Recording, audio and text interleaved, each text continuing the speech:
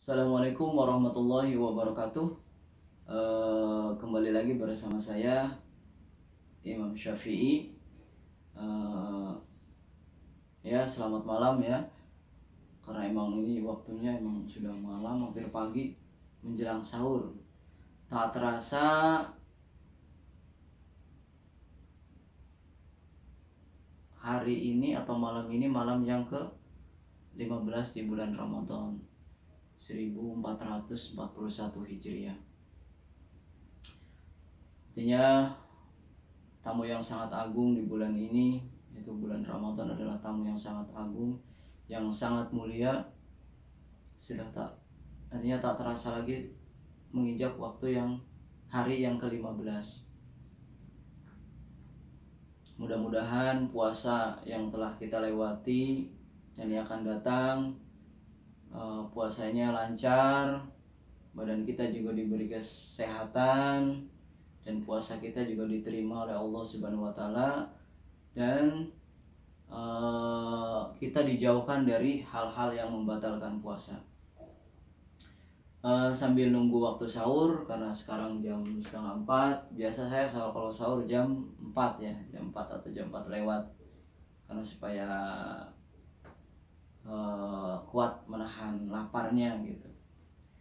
Terus juga supaya subuhnya itu nggak kebablasan. Biasanya kalau sahur di awal-awal itu misal jam 2, jam 3 itu malah nantinya keburu ngantuk, bablas. Soal subuhnya nanti bablas. Jadi kalau misal sahur jam 4 itu memang sangat dianjurkan ya. Sangat dianjurkan, itu sunnah Nabi bahwa mengakhirkan sahur dan mendahulukan berbuka.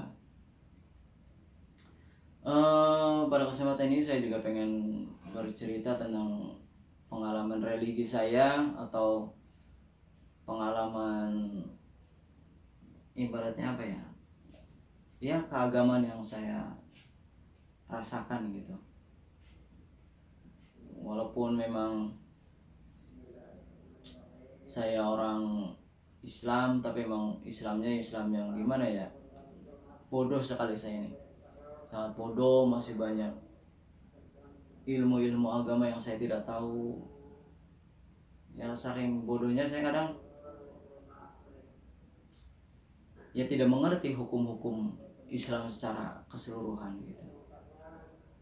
Kalau kadang orang lain melihat saya seperti ya orang pintar lah, padahal kenyataannya saya ini cuma orang yang jahil, bodoh. Di kampung saya ini disebut juga kampung santri ya, karena orang-orangnya masih banyak yang menjalankan perintah agama dengan benar lah. Masih banyak orang yang menjalani ibadah dengan khusyuk, dengan masih menjaga keagamannya itu dengan kental. Jadi setiap hari itu di kampung saya itu banyak kegiatan agama, atau banyak pengajian-pengajian, banyak acara-acara pengajian. Biasanya itu malam hari ya, karena memang kebanyakan kalau masyarakat sini siangnya itu banyak petani dan juga banyak pedagang. Jadi cara ngajinya, emang cara belajar agamanya itu kebanyakan itu ngaji, bahasanya itu ngaji kuping ya. Makanya kalau siang digunakan untuk bekerja, nah kalau malamnya itu full, dari malam Minggu sampai malam Sabtu itu full pengajian itu, terutama ya pengajian oleh bapak-bapak ya, ibu-ibu. Nah banyak juga di sini tuh jamaah-jamaah seperti jamaah Yasin, atau majelis jamaah Yasin, terus jamaah Ratibul Ato, jamaah Manakiban, jamaah Salawat Nariyah, terus jamaah Indikrul Khofilin, banyak sekali di sini.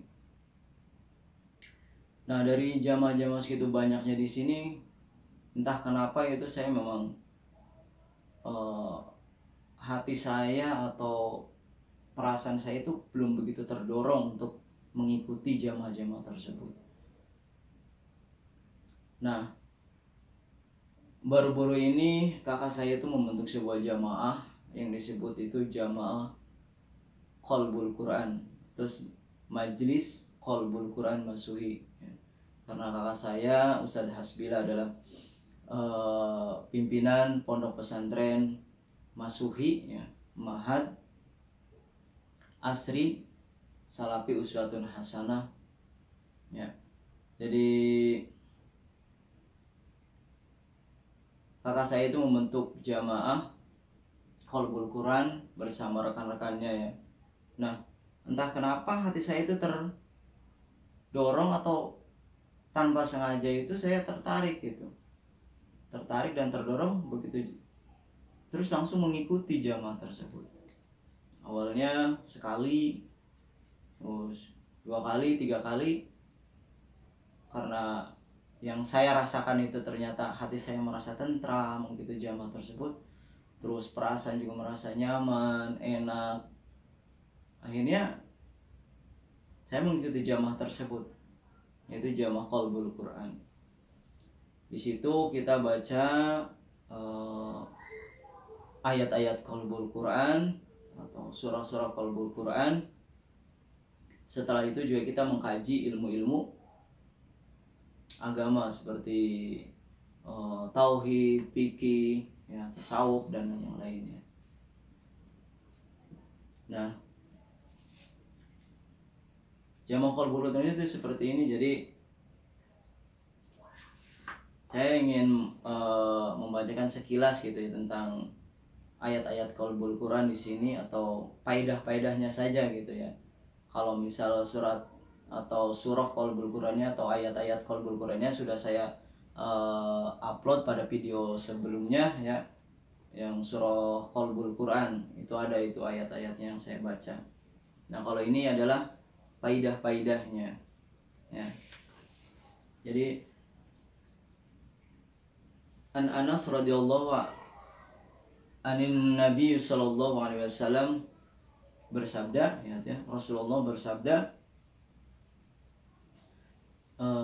bahwa Al-Quran itu ada 30 juz, suratnya ada 114. Tiap-tiap surah ada qalbus surah, yaitu hati atau jantung atau intisyari dari kandungan isi surah tersebut. Dan barang siapa hafal, hafad atau banyak membaca qalbus surah tersebut dan mengamalkan, maka orang itu mendapat pahala seperti pahala menghatamkan Al-Quran 1000 kali, dan seperti ibadah haji dan umroh, dan seperti sodakoh emas sebesar gunung Uhud. Memang hadis ini adalah tidak ada perawinya, ya. Jadi hadis ini banyak yang mengatakan hadis dhaif, tapi menurut saya ambil baiknya saja, ambil kebaikannya saja, bahwa memang Al-Quran adalah mukjizat Nabi Muhammad yang diturunkan oleh Allah. Dan saya yakin dan saya percaya bahwa tiap-tiap ayat itu memiliki barakah atau kandungan suatu keutamaan atau mukjizat tersendiri, dan saya yakin itu. Dan di antara faedah-faedah tersebut adalah diampuni dosanya, berhasil maksud tujuannya, dan insya Allah selamat dari siksa api neraka. Panjang umurnya, sihat badannya, lapang dada, tetap iman dan Islam, baik akhlaknya, cukup sandang pangannya, diangkat derajatnya, terus dekat kebaikan, jauh keburukan, terkabul hajat, mendapat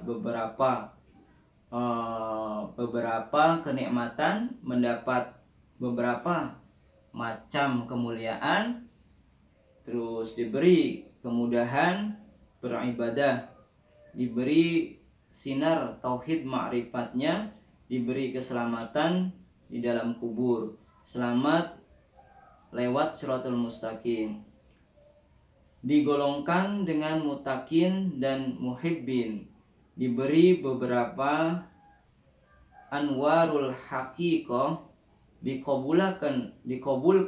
dikabulkan segala doanya, diselamatkan, diberi kemenangan dunia dan akhiratnya, segala maksud dan matlab mendapat petunjuk, mendapat nur syuhud, hidayah, taufik, mendapat berkahnya para khawas dan khawasul khawas, mendapat iman dengan nur rohani, mendapat iman bangsa ghaibul ghaibir robani, mendapat berkah bangsa amal solih, bangsa hati dan ruhani, diberi tauhid,